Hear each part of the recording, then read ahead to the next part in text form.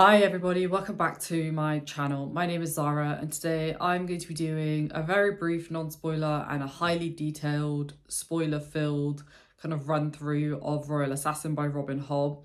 This is the second time I'm filming this video, which is why my voice might be a little bit hoarse, because I just spent about 2 hours filming this video and then realised that after I was reviewing it, after the first 5 minutes, the audio went off, and I don't know why, but you know, it is what it is. These things happen. I have to say this has never actually happened to me before when I filmed, so it was bound to happen at some point.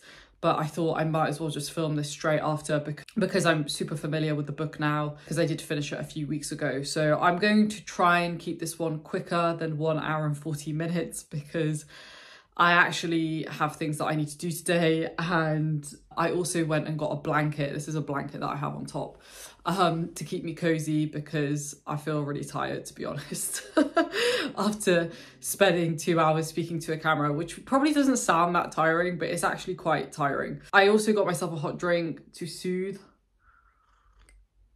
my poor throat, but it's all right. We're just gonna run with it. We're gonna accept that it happened and move on. Quick non-spoiler review. This book is amazing. It's so good, and it's probably my favorite out of the trilogy. It picks up pretty much straight after the events of book one. In this book, we really see our characters really develop and flourish individually despite what's happening in the world. We're getting a really good sense of where the plot is going. The pacing really picks up, and we get introduced to a couple of new characters, one in particular that I'm thinking of that is absolutely delightful. It's just really continuing from strength to strength. Robin Hobb continuing to cement herself as an absolutely incredible writer and one of my favourite authors. And I think with that in mind, we can jump into my spoiler-filled thoughts. So I do have my Kindle here. I just need to reset back to the start because I went right up until the end. So let's start with a very brief summary of what happened at the end of book one. Fitz is in a really bad place. He is like very unwell. He's been poisoned and his body is no longer kind of his own or what he's used to. The rest of the gang from Buckkeep have gone back to Buckkeep. So Catrican, Regal, the rest of the gang have gone back to Verity. We pick up the book right from when like Fitz is trying to recover from whatever has happened to him. He says in the prologue, "I could no longer trust my body to perform the simplest task. It was damaged and I rejected it fiercely. I felt savagely vindictive toward the flesh and bone that enclosed me and wished for some way to express my raging disappointment." Now, I think anybody who has had, who's always been able-bodied in particular, and then has had something happen that has meant that they're no longer kind of fully able-bodied will relate to this. Because I can speak from my own experience. I've had one particular instance where I was quite ill and my body felt very foreign to me. And I think we get this sense that Fitz no longer really feels like himself because his physicality is no longer what it once was. I really feel for him. I really feel for this other bit of trauma that he's now got from being poisoned. Bear in mind, he was also beaten and almost drowned by Regal, but he was saved by Nosy. So not only is he having to contend with the fact that his body no longer is what it once was, but he's also having to deal with what actually happened to him, which is that he was almost murdered. It's very, very, very, very sad. Very, very sad to read. We get an interaction with Beric and he says to him something that I agree with, but I think his timing was maybe not the best. He says, "Live with it. Many folk have to live with worse. Most of the time you're fine. You're not blind. You're not paralyzed. You've your wit still. Stop defining yourself by what you can't do. Why don't you consider what you didn't lose?" And while I totally agree with this framing, I think it's also a matter of like time and place, right? I think at this point, it's not even been that long since he's had this affliction. I think giving him some more time to kind of mourn what he's lost, kind of come to terms with something that's very unknown to him, maybe would have been better, because this is the response that we get from Fitz. And I understand his response as well. He says, what I didn't lose, my anger rose like a covey of birds taking flight and likewise driven by panic. I'm helpless, Beric. I can't go back to Buckkeep like this. I'm useless. I'm worse than useless. I'm a waiting victim. If I could go back and batter Regal into a pulp, that might be worth it. Instead, I will have to sit at table with Prince Regal to be civil and deferential to a man who plotted to overthrow Verity and kill me as an added spice.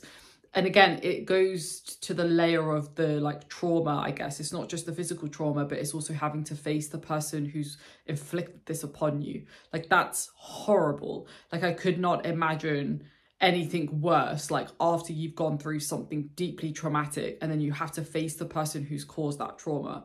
Awful. Really, really awful.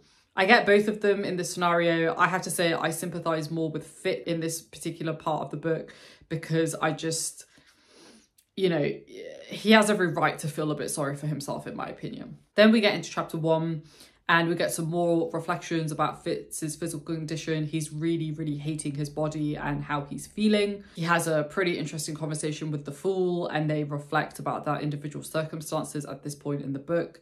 I really, really like the Fool in this book. And as we've had more and more time with the Fool, we don't have a ton of time with him in this book, but I have also finished book 3 and I really like the direction that his character is going in.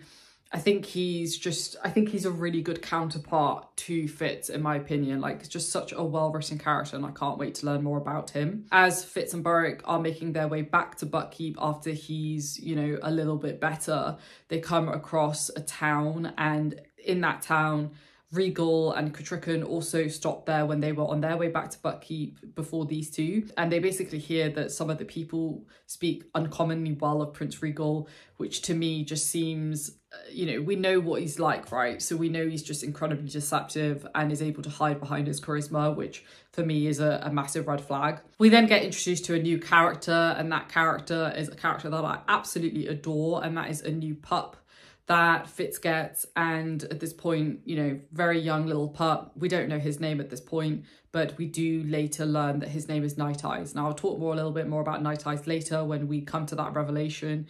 But all I will say is that Night Eyes is just one of my favourite characters, like absolute delight to read. Fitz feels a real deep sense of responsibility for the pup because of what happened to Nosy and because he feels bad about the fact that Nosy unfortunately was murdered as well. We then get some reflections about Molly. Now, Molly I didn't really talk about much in my first video because she's not really in it that much. She's much more in this book, and we learn, and obviously over the kind of, I think it's like the latter half of the first book and then much more in this book, they develop a romantic relationship. Molly is just such a great character. Like, I really like how she tests Fitz's loyalty and his sense of responsibility that he has towards the people that took him in.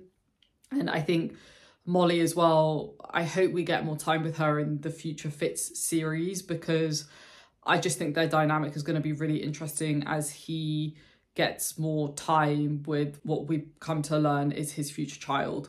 So I really like their interactions. I love the fact that he has this very like naive idea of like love. Like, there is this kind of like desperation almost to be together. He says no one could keep her from me, and I wrote, oh, that's really sweet. And it is really sweet. I think their love is very innocent and they're both there to really help each other through their respective difficulties. We then get Fitz questioning whether Burrick has the wit ability, and we later learn that he does. And he basically says that he's never actually caught him using it. And I think that goes back to something that I said in as it relates to book 1, which is that Burrick, I already suspected he had the wit, but he's good at like dampening down the effects of it or like repressing it. I think the fact that Fitz, who spends a lot of time with him and also who has the wit ability, hasn't witnessed it in Burrick is very telling, and is, I think, also quite sad, right? Because Burrick is ultimately hiding a part of himself that Fitz unfortunately also has to, which I think is really sad, but I also kind of understand why they do it. We then learn from Verity that it's really important for Fitz to keep his guards up, because otherwise people who can skill can kind of enter into his mind and learn about his desires. He says to Fitz, a man can be undone when his enemies learn what is dearest to him from his skill dreams. And we learn that that does actually happen later on in the book as it relates to Molly. We'll talk more about that when we get to it. But the point is that Fitz is having to learn how to defend himself against a weapon that he can't really see and that he can't really detect, which is a really interesting concept. I really like the skill as a magic system. Like, I think it's such a simple magic system, but it works. And this is what I've kind of said before in other videos that I've done, that your magic system doesn't have to be the most convoluted, complex thing in the world for it to be interesting. Just do something simple and make sure that it makes sense. And I think Hobb has done an excellent job so far of making the wit and the skill make sense in this world. One of my favorite parts of this series in its entirety is Verity. Like, I love Verity's character. He's one of my favorite character types. I think we're quite similar in some regards. Like, there's some character traits that he has that I really identify with. He's just somebody that like wants to get stuff done, but like without any of the bullshit. And he's very loyal and he's happy to sacrifice for the people that he cares about, whether that's his family, his loved one, his people, whatever it may be. Like, he's more than happy to do that. But at the same time, like, there is this, not expectation, but I think he gets a little bit disappointed when other people are just doing frivolous things, which I can also empathize with. In chapter 8, Fitz sees Verity. Bear in mind, Verity is exhausted after all of the skilling that he's had to have done to protect the, you know, like the shores and the coastline from these invaders that keep coming over. And he says about Prince Verity to himself, "This was a Prince Verity I had never seen before, a man with his confidence in tatters. I finally saw how poor a match Kutrikan was for him. It was not her fault. She was strong and raised to rule." Verity often said himself he'd been raised as a second son. I'm going to skip ahead a little bit. And then he says, "My prince was human. I suddenly perceived it. It was not reassuring." It's interesting because Fitz probably puts him on a pedestal, one, because he's older than him, and two, because he's the prince and the king in waiting. So naturally, you're going to put that person on a bit of a pedestal. But at the end of the day, he is also just human and he's trying to do what he can to help his people and his kingdom. Time for a sip. Then we get a really great interaction between Lady Patience and Fitz. I've mentioned this before, adore Lady Patience. It's a toss-up between Verity and Lady Patience as my two favourite characters. I think Verity probably takes it ever so slightly more just because we've spent a lot more time with him. But I can definitely see Lady Patience becoming that if we get to spend more time with her in the later Fitz books. But I just adore her. I love their relationship. She is just a gem. And she says to Fitz, "I must warn you that your Uncle Regal is not as well disposed towards you as you might believe." I couldn't help it. I laughed. And I also put lol in this because, yeah, I mean, give him some credit. Like, I think he knows that. Obviously, he's still, bear in mind, a child at this point, but Fitz is very observant. He's smart. He's able to tell, you know, what's going on, I think probably more than the average person. He then goes on to say to himself, "Laughable, almost a farce. So I could have seen it, to have this sheltered, reclusive woman speaking to me so earnestly of the realities of the world I had survived in since I was 6. And there's a little bit of arrogance there, but I agree with him. Like, he's been there, done that at this point, and he gets it. He gets it that Regal doesn't like him and that he's at a disadvantage when it comes to him. But then he goes on to say, "Now I knew she'd come for me for my sake, to protect me." And I wrote, "Oh, Patience," because she's just so lovely. Like, I think she has every right to feel wary about Fitz because of the situation that she was put in. Obviously, it's not Fitz's fault, but like, I don't think anybody reasonably would blame her if she didn't want to be around Fitz, right? Because of what it could remind her of. Chivalry's infidelity and the fact that she also couldn't have children. So I think it's really touching, and I think it shows her strength and her like character, that she's able to put that aside and care for somebody that was not her biological son, but I think she also does that for Chivalry's memory as well, which is even more touching when you think about it. He even goes on to add to that, "Only this woman, who by all rights should have abhorred me, had come to shelter me for my sake only." Just so lovely. Then we get a really funny kind of interjection from Lacey because they're talking about like the political situation and Regal and what's happening. And he says, "Lacey sprang up from her rocking chair, a long needle stripped of its eternal yarn prodded my jugular vein, while the other probed a certain space between my ribs. I very nearly wet myself. I looked up at a woman I suddenly knew not at all and dared not to make a word." And I wrote, "Lol," because that's That's hilarious. Like the image of that when I was reading it for the first time, I burst out laughing. It's so funny. Also goes to show you that we don't know much about Lacey, her background, how she came to be with Lady Patience. I hope we get to learn more about her because I just find her quite endearing. Then we get a really nice bit where like Fitz is in the kitchens, I think it is, and he's kind of listening to what the people are saying about the events that have kind of led up to where we are at in this book. And he says, as a kind of reflection, as he's observing the conversations, he says, few people spoke directly of the previous day's events. I grasped it would take a while for the keep to come to terms with all that had happened. But there was something there, a feeling almost of relief. I had seen that before in a man who had had his maimed foot removed, or the family that finally finds their drowned child's body. To finally confront the worst there is, to look it squarely in the face and say, I know you. You have hurt me almost to death, but I live and I will go on living. And I think that's just so beautiful. I think that just shows like the inner strength that a lot of humans have, right? Like no matter how bad things can get, we still try to pull the good from it, which I think is a good, healthy outlook to have. Then we get a great interaction between the cub and Fitz. He says to Fitz, you cannot even accept what you are meant to be. You deny it even as you are it. All your quibbling is nonsense. As well forbid your nose to snuff or your ears to hear. We are as we do, brother. And I think this goes to show kind of, it sets the scene of like what Night Eyes will become to Fitz. I think he balances out Fitz. I think Fitz, unfortunately, has been forced into so many situations that are not of his own doing and that he doesn't want to be a part of, but he kind of finds himself to be at the center of, but at the same time, he has to kind of minimize who he actually is, right? And I think that's so tragic.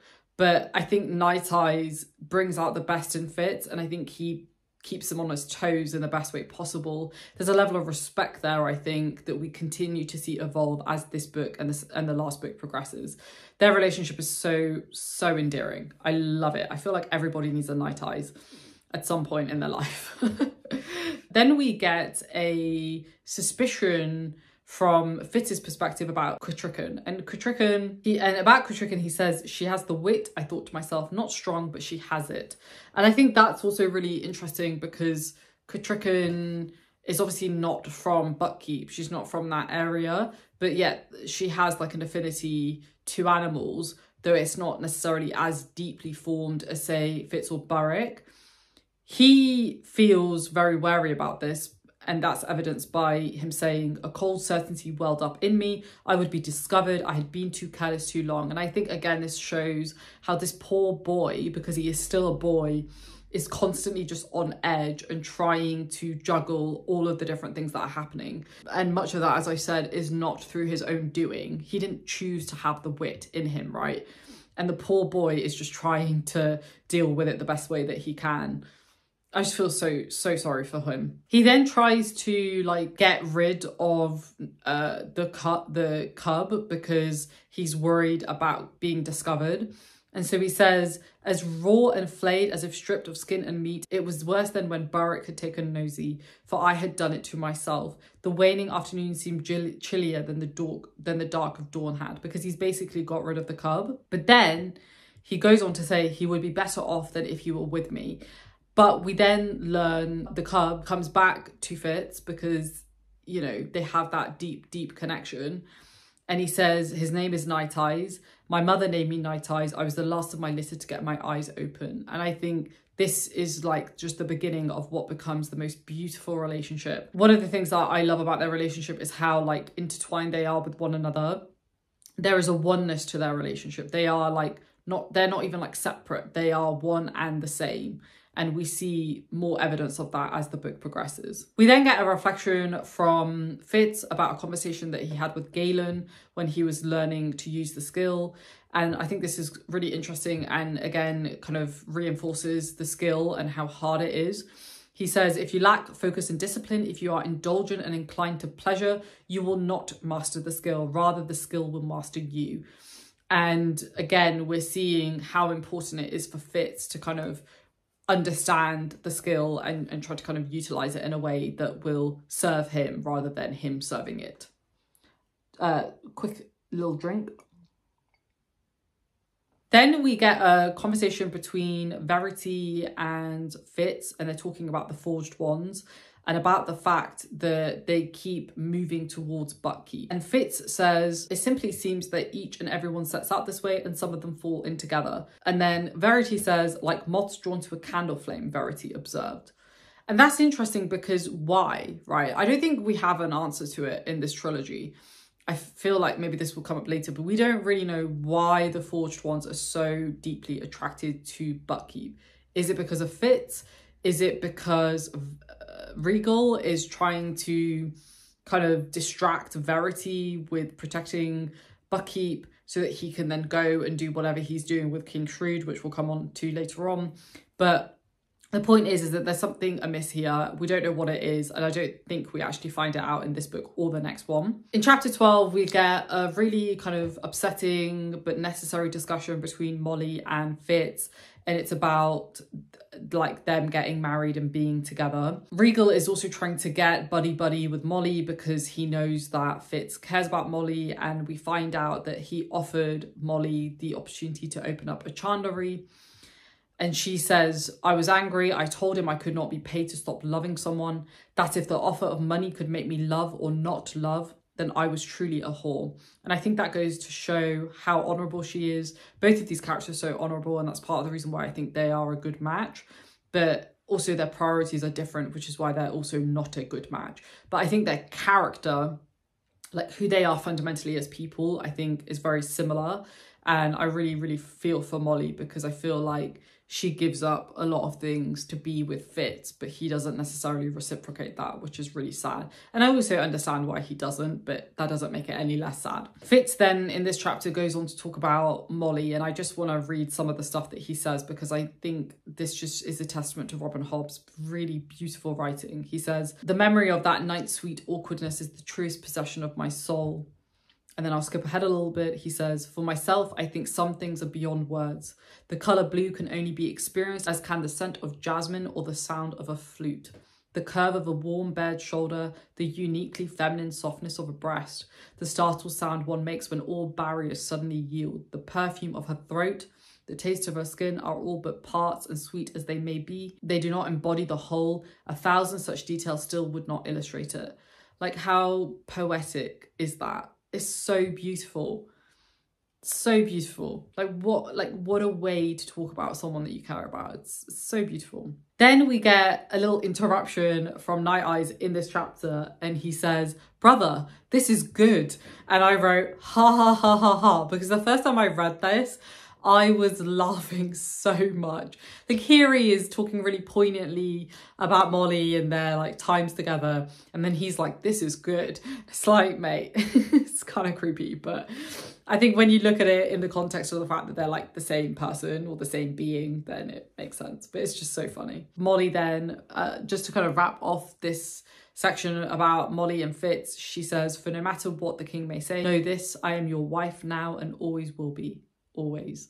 And knowing what I know of what happens in book 3, which I won't talk about it, but I think it was almost destined that they would end up the way that they do. Doesn't make it any less sad, but I'm unsurprised as well. We then get some more reinforcement as to why Verity is just the absolute best character in the world. He has this real sense of like sacrifice and like giving to others before himself. They are basically going to Shrewd to ask Shrewd for permission so that Fitz can get married to Molly, and Verity says to him, truth to tell, I envy you, boy. Were it my choice, you would be wed today. When I am king, you will be free to marry when and where you choose. I will not do to you what was done to me. And Fitz's reflection to that is, I think then that I grasped all that had been taken from Verity. And I think the thing is, you know, he's had no choice, right? He's had to do what is expected of him. And I think that's really sad. Like, Regal can do whatever he wants. He goes off drinking and, you know, philandering and all of that. Verity can't do that. Not that I think he would anyway, but maybe he has other interests, right? He loves his maps and things like that. So I think it's just really sad that he doesn't really get the chance to like be who he actually wants to be.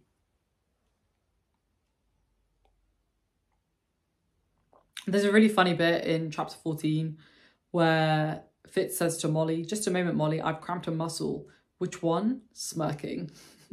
So funny.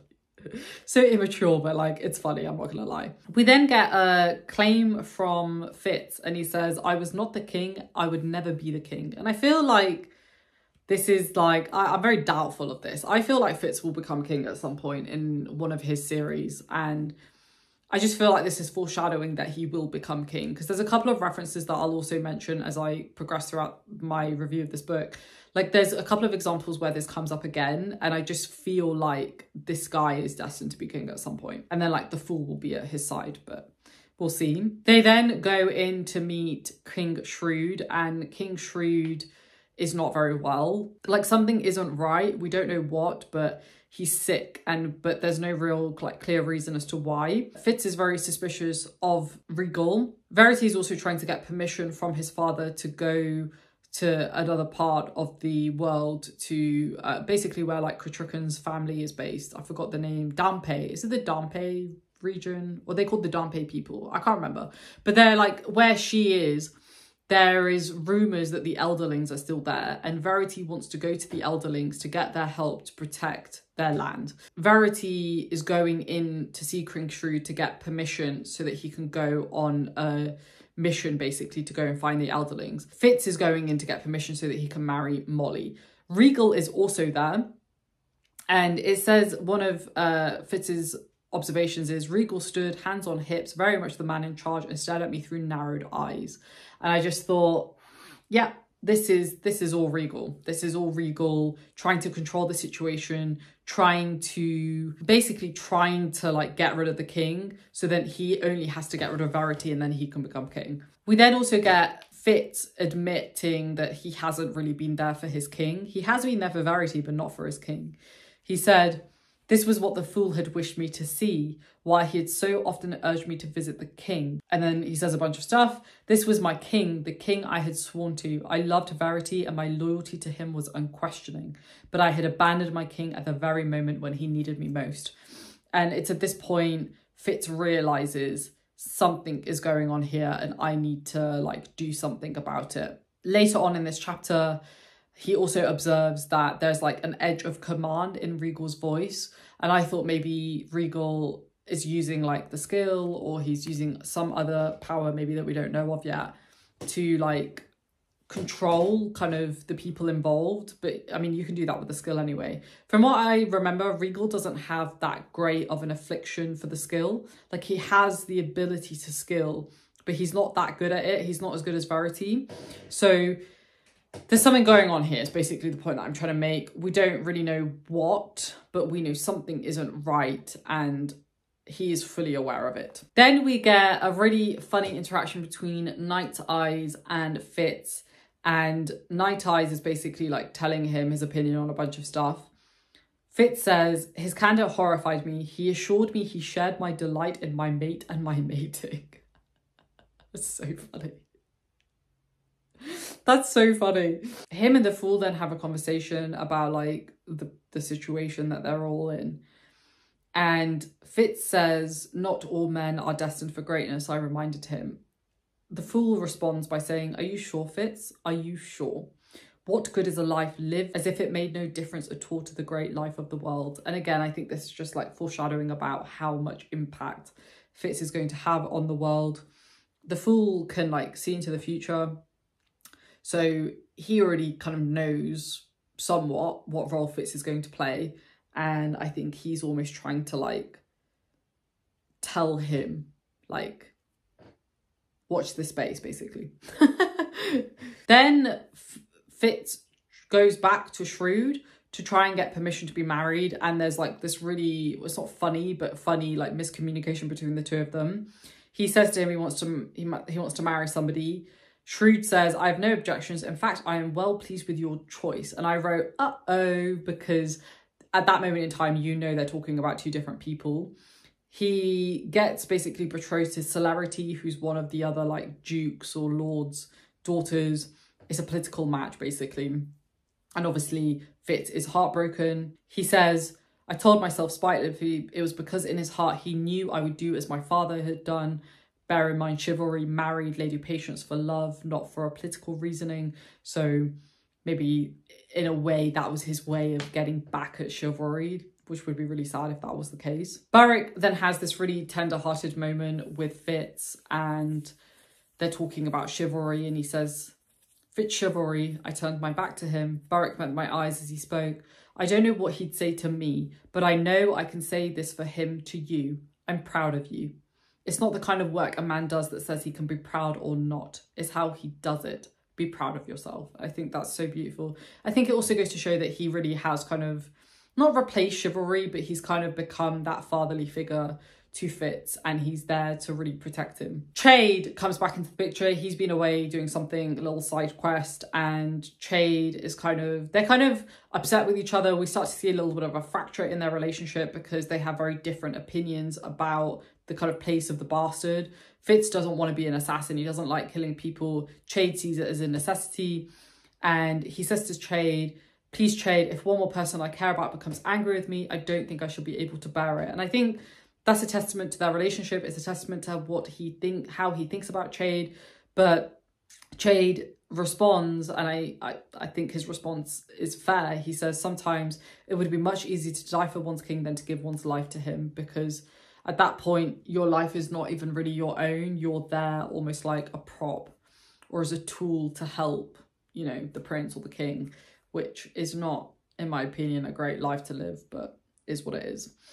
Then we get interaction between Verity, Kutrikan, and Fitz. They're talking about like the Elderlings and what he needs to do to find the Elderlings. There's this really funny moment between Verity and Fitz. They can mind speak to each other because of the skill. Verity says to Fitz, "She dresses so just to come to speak to me." Fitz replies, "She dresses so to attract you." And then in his own mind, he says, "How could a man so astute at reading men be so ignorant of women?" And I think, again, that just endears Verity to me so much more. Like, he's just so in his head, bless him, that he just doesn't pick up on the very obvious signals that his wife wants him to talk with her. Like, it's so sweet. All right, let's have a sip.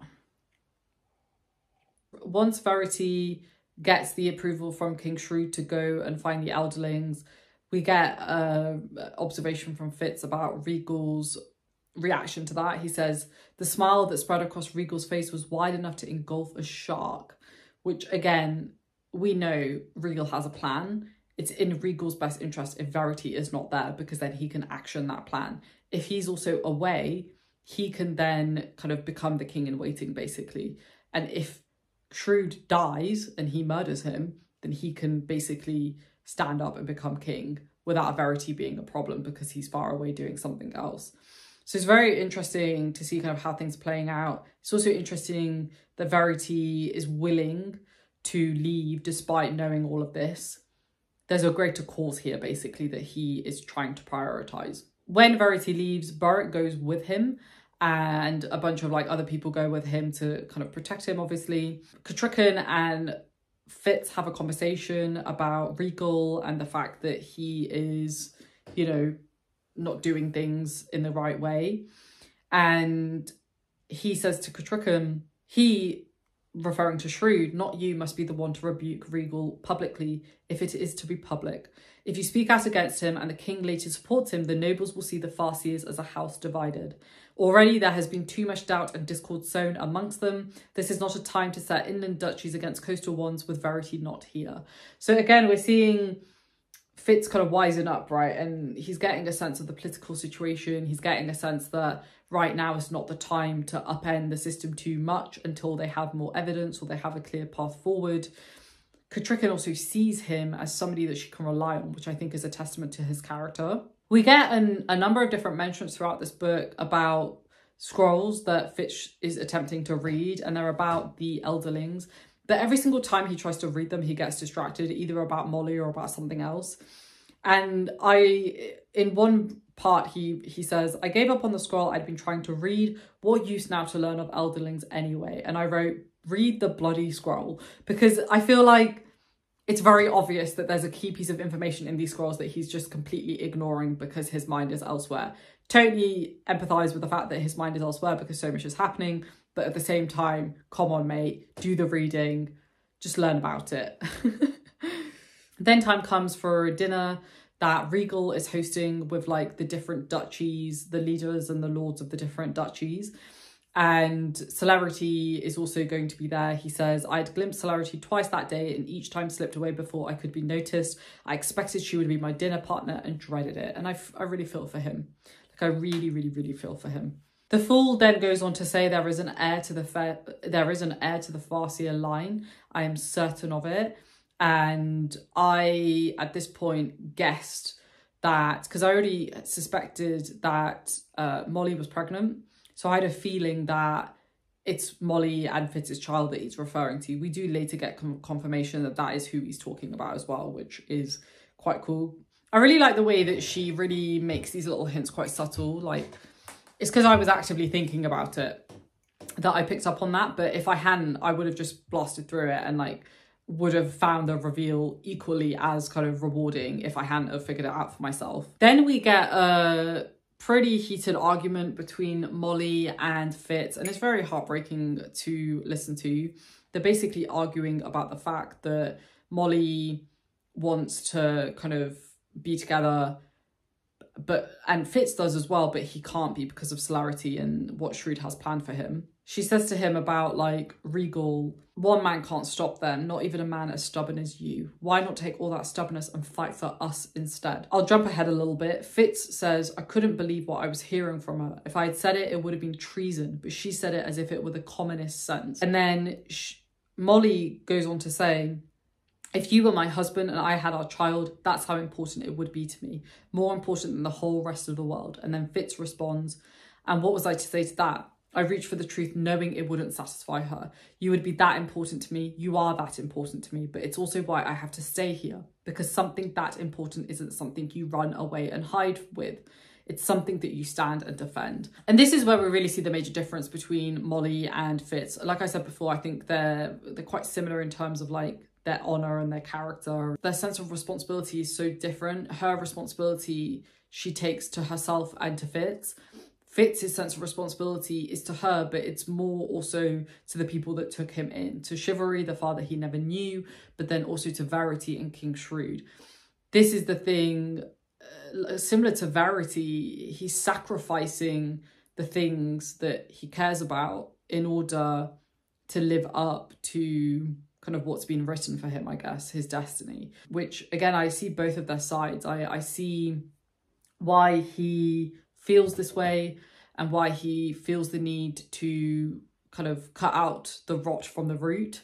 But I also see Molly's frustration about the fact that she wants them to be together. And she basically confirms here that she is with child, right? Because she's basically testing the waters here before she actually tells him, which she actually doesn't end up telling him anyway. We then get the reveal that Patience and Burrick were in a relationship, or that Patience and Burrick like loved each other before she met Chivalry. Chivalry then met her, and then unfortunately he kind of went after her. And when I say unfortunately, I mean for Burrick. I had a feeling that they would end up together at some point, but after what happens at the end of book 3, I don't think that's going to happen anymore. But I thought this was a really good reveal. Like, I did not see that coming. But as we learn more about how Patience treats Burrick, like there's one point later on in the book that I'm sure I'll come onto where Burrick gets injured. She goes and helps him, and you can see the care and the love that she has for him, even if that isn't necessarily like romantic love. Then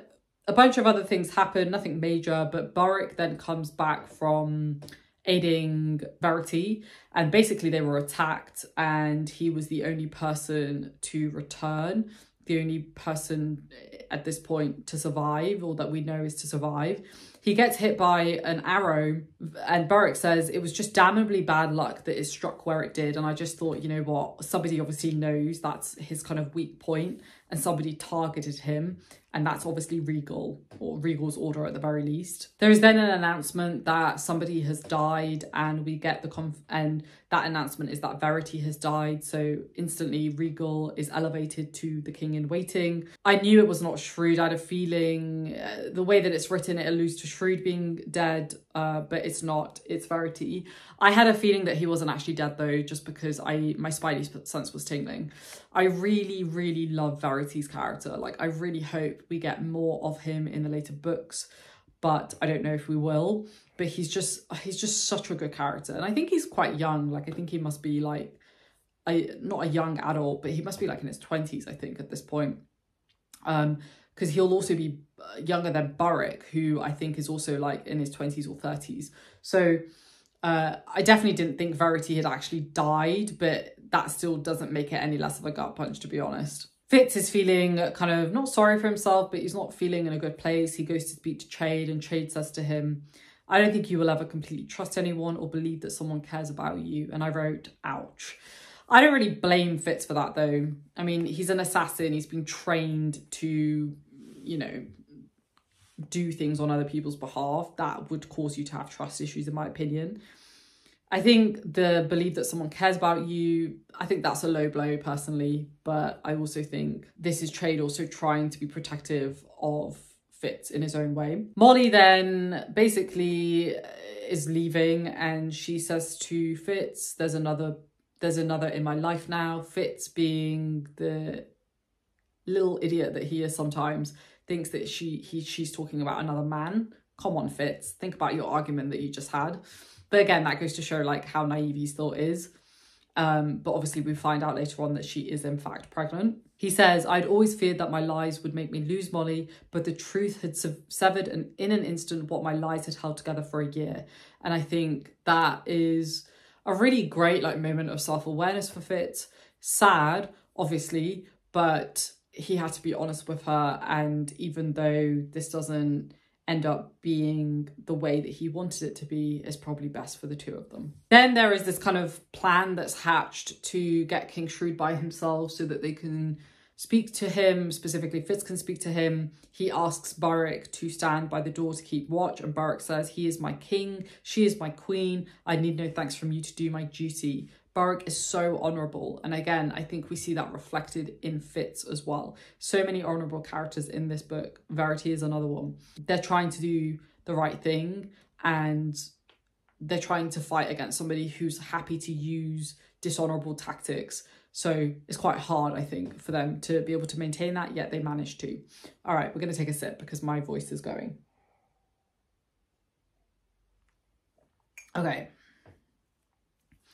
He then goes on to say that he actually ends up skilling. The interesting thing about Fitz is that his ability to skill is not that great, but he's able to skill when he has like a conjurer, like another person to kind of help him. And he's able to skill via Shrewd to Verity. So he learns that Verity is still alive. And he also realizes that other people can witness that interaction, that essentially he's being spied on, which I think is a really useful bit of information that gets expanded on later on in this book, but also the next book. We then get a really interesting interaction between like the lords of the various different duchies, and they basically want to put Fitz as the leader of Buckkeep, and they also go as far as to say that they want him to become the king in waiting because they don't like Regal, they don't trust Regal. And they say to him, you've as much a right to call yourself royal as many who have worn the crown. And then they also go on to say, if you saw fit to oppose Regal, to declare yourself king in waiting in his stead, Burns and Ripon and Shokes would support you. And I wrote, OMG, because that's a pretty big deal. I mean, they're literally committing treason by saying that. And I think this is also another degree of foreshadowing about Fitz potentially becoming king or king in waiting in the future. Fitz, though, then has a reflection and he says, if I'd ever thought or dreamed of being a real prince instead of a bastard, I abandoned the dream that night. It was entirely too public a profession. This is at a dinner that they're all having. And, you know, Fitz, I think, is very much an introvert. He likes being kind of behind the scenes. He's very similar to Verity in that sense, I think. And he doesn't have that, like, natural you know, inclination towards like being a showman and stuff like that, which I don't think that naturally equates you to being a good king if you're like charismatic or like naturally good with people. It's very helpful, obviously, But there's more important things, which is, are you honourable? Are you going to listen to your people? Are you going to represent them? All of those things. Then we find out that Molly is actually left. Fitz goes to find Molly. Her rooms are completely cleared out, and we get the realisation that she's gone and that she's not coming back. Very, very, very, very, very sad moment for Fitz, but also understandable from Molly's perspective. I'm gonna like speed ahead a little bit now. They then implement their plan to go and speak to Shrewd. It then comes out that, or at least there is a suspicion that Fitz has a wit, and he then gets put into the dungeons by Regal. At this point, the king is dead, so Shrewd actually dies because he basically tries to get through to Verity again, if I remember correctly. But he realises that Will, who is a member of Galen's old coterie and can also use the skill, is like controlling his brain and is like sucking like energy from him, which is really, really bad. As part of that, when he realises that and he gets pulled out of that experience, Shrewd is dead. So Shrewd dies. Regal becomes king in waiting. Well, he actually becomes king at this point because Verity is assumed dead. Regal is dead. And they then take him into the prisons, and they basically say the reason why they're doing that is because, one, he's guilty of killing the king, even though it wasn't him, it was Will and Regal. And two, that he has the ability to communicate with animals. They say about him, let the boy be hanged over water if possible, well away from the stables, and his body burned. So very, very, very serious accusation to put on him. You know, at this point, he could potentially die. As Fitz is in the dungeons, he hears some of the people talking about Regal, and they say, now that Regal finds himself suddenly a king, I do not think he's enjoying it as much as he expected to, which I thought was hilarious. Obviously, being a king is actual like hard work, not just sitting around drinking and, you know, philandering. Patience tries to visit him a couple of times, but they keep turning him away. She keeps trying to give him, you know, signals of what's happening, but unfortunately they keep pulling her away. Again, she's so lovely. Just what an absolute gem. Fitz also has the kind of observation that Regal has like no grief or respect for his father dying, which again goes to further reinforce that he's played a role in that and that he doesn't really feel any empathy or sympathy. I think that also goes to show how far gone Regal is. Like, there is nothing that is redeeming about this character. He's all out evil at this point. We then find out while he's in the dungeons that Fitz is able to skill, particularly when he's in great pain, illness, or extreme duress. And I think that's because his walls are broken down to such a low point that his mind kind of becomes readily available for skilling. Then Beric gets the opportunity to visit Fitz in the dungeons, and he's purposefully horrible to him to kind of give the illusion that he's not on Fitz's side. He spits something at him, and I wrote as my note when this scene happened, this must be an act. But Fitz doesn't know that, and we do later find out that it is an act. He says, I sat a long time, actually. My encounter with Beric hurt as badly as the beating had. I tried to think of one person in my life that I had not failed, had not disappointed. I could think of no one. That's just so sad. Like, I actually like stopped reading for a few minutes after this point, because he is at his lowest point, and he is nobody, and he thinks everybody hates him. He thinks everybody thinks he's an abnormality because of the wit. Like, just imagine, and bear in mind he's still a child, like imagine what that does to your self-esteem, to your sense of self-worth. Like, oh God, it's awful. Then he realizes, thankfully, that there's some leaves stuck into it, and it's poison that he can potentially use. He gets the opportunity to kind of see Regal again, to basically be like executed. Regal says, I will cleanse Buckkeep from Dunkeep to Tower Top of all who have sought to betray me and defy me. Guy is completely unhinged. Fitz actually says about Regal, he's one part braggart to one part snivelling coward. He would fear everyone he did not control, and the next day he would fear those he controlled even more. And I literally could not put together a better characterization of Regal myself. Then there's like a fight between Will and Fitz. Will starts like attacking him. He fights him. He has the like leaves in his mouth and he spits them out, hoping that they will get into Regal's face. They don't. They only get into Will's face. And he basically gets like beaten up. Will gets poisoned and gets taken away. And Regal says about Fitz, is the bastard dead? If he is, I swear every man of you will hang. I actually wrote bad way to lead, because why would you try to antagonize the people that are, you know, ultimately serve you? At this point, Fitz is like in the worst state possible, physically, mentally, emotionally. He's like as close to death as you possibly could be. Chapter 33 is an interesting chapter because at this point, Fitz kind of becomes a wolf. He says, for wolves, as for dogs, life is a briefer thing than for men, if you measure it by counting days and how many turns of a season one sees. But in 2 years, a cub wolf does all a man does in a score. Because obviously a human life is longer than the life of a wolf. And so they become adults, I guess, much quicker than humans do. We then learn that Fitz gets buried and he's basically assumed dead by everybody. But Chade and Burrick go and dig up his grave, and we learn that he's actually still alive. And Burrick says, and we get this kind of observation from Fitz, he says, he rocked me back and forth, sitting in the snow at the edge of my grave. You're not dead, son. You're not dead. Again, points back to him, specifically Burrick, feeling like a fatherly figure towards Fitz, which I think is really heartbreaking to kind of read that. So this is the last chapter. There is an epilogue, which I'll come on to in a second, but this is the last chapter of like what's happening at that moment in time. Fitz is basically almost dead. People know he has the wit now. Verity is assumed dead by the majority of everybody. Fitz knows he's alive.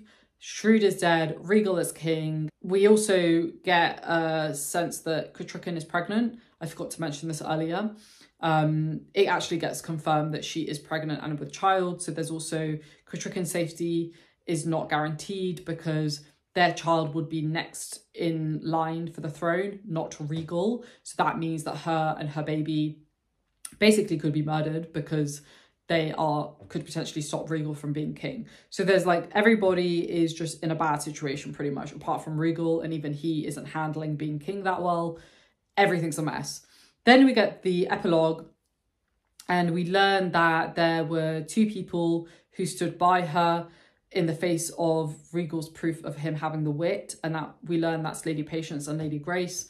I'm not surprised, honestly, that Lady Patience is there. And Lady Grace is one of the characters that Fitz helped in the first book. We then also hear from Fitz that, you know, once he kind of realises everything that's happened while he's been, you know, basically dead, he says, to this life did Burrick awaken me, to a life in which there was nothing left for me, nothing save my king.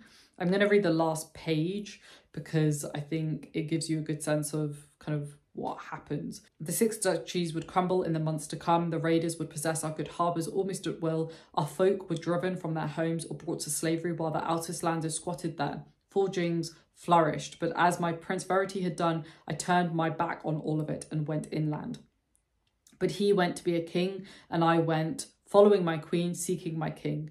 Hard days followed. Yet even now, when the pain presses most heavily and none of the herbs can turn its deep ache, when I consider the body that entraps my spirit, I recall my days as a wolf and know them not as a few, but as a season of living. There is a comfort in their recalling as well as a temptation. Come, hunt with me, the invitation whispers in my heart.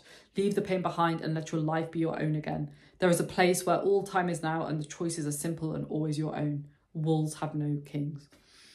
I think that's indicative of what may lay in the future for Fitz. I feel like his ending might be him kind of fully embracing that wolf form, that animal form, and him not having to be the kind of subject of anyone, him just being the subject to himself and to his pack.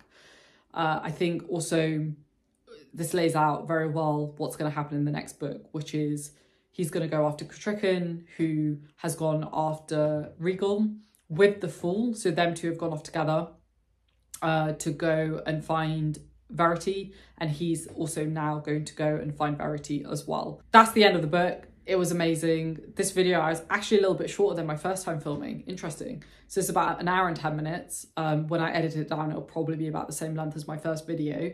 But overall, I love this book. It was so good. It did not suffer from middle book syndrome.